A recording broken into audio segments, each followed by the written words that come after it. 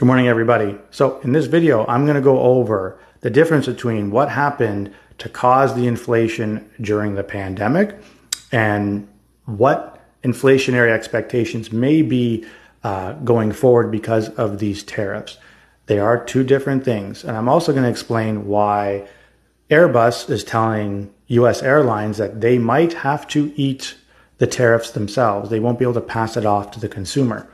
Spoiler alert, it's because the consumer might not be able to afford additional discretionary spending because of the recession, which is going to be a theme that we move forward. So we found out this week, oil prices are still down. GDP numbers are down, retail sales are down, consumer confidence is down, both in US and Canada. This video is specifically going to talk about the US. Some of it does apply to Canada. So let's get into what happened during COVID. So why did prices go up so much in COVID? Because supply chain issues, which caused less product on the shelf, but low interest rates, and the government was essentially printing out money and giving it to people. So there's a large amount of consumers with cheap money, whether they're borrowing it or free money from the government, being able to buy stuff that were on the shelf. There was less stuff on the shelf, prices naturally go up. That's really what happened. Now you're probably thinking, okay, well, we're getting that similar effect now. If you follow anybody, they're saying, hey, there's less shipping globally to the US. There's going to be less product on the shelf.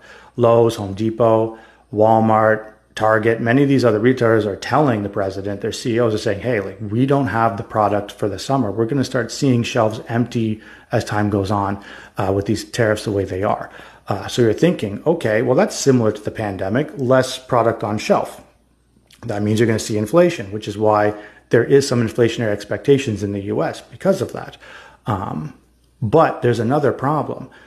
There isn't the low interest rates in the US, and there isn't going to be that money printing going on. And there's also going to be less employment as they go into a recession. So recessions themselves naturally cause prices to drop. There's that deflationary pressure. So that's why I posted yesterday about, will there be stagflation in the US? There'll be price increases, but it's not going to skyrocket to a certain point like it did during COVID, because there's going to be that pressure downward from the economy getting worse and worse and worse, and recession getting in there to people's wallets, not being able to actually bid up those prices. Eventually those forces will start to work its way back down. So there'll be an inflationary spike, not as high as during COVID, but the recession is going to start tampering down that spike. That would be my base case. Now, let's go back to this headline here. During a recession, people don't have discretionary spending. They're going to spend less money. Airlines, to a certain degree, are discretionary spending. So airlines can't just increase their prices to have the customer absorb the tariff, because then customers just won't fly.